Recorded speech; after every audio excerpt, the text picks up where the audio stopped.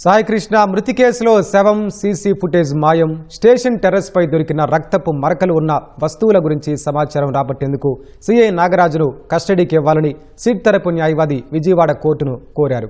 నాగరాజును 12 రోజులు కస్టడీకి ఇవ్వాలని వాదించారు. అయితే అరెస్టు చేసిన తర్వాత 24 గంటలు వారి పోలీసు కస్టడీలో ఉన్నందున మళ్లీ కస్టడీ అవసరం లేదని నాగరాజు తరపు న్యాయవాది వ్యతిరేకించారు. కస్టడీకి ఇస్తే థర్డ్ డిగ్రీ ప్రయోగించే ప్రమాదం ఉందని వాదించారు. ఒకవేళ కస్టడీకి అనుమతించాలనుకుంటే 2 రోజులు చాలని విచారణను ఆడియో వీడియోగ్రఫీ చేయాలని కోరారు. అయితే వీడియోగ్రఫీకి ఎక్కడా ప్రొవిజన్ లేదని న్యాయవాది సమక్షంలో విచారణ చేస్తున్నప్పుడు అది అవసరం లేదని సిట్ తరపు న్యాయవాది వాదించారు. రాజమహేంద్రవరం జైల్లో ఉన్న నాగరాజు న్యాయాధికారి వీడియో కాల్లో మాట్లాడారు.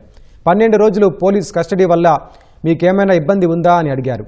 ఒకవేళ కస్టడీ తీసుకుంటే శారీరకంగా హింసించే అవకాశం ఉందని నాగరాజు తెలపగా అభ్యంతరాలను మెమో రూపంలో వేయాలని న్యాయాధికారి సూచించారు. తదుపరి విచారణను నేటికి వాయిదా వేశారు.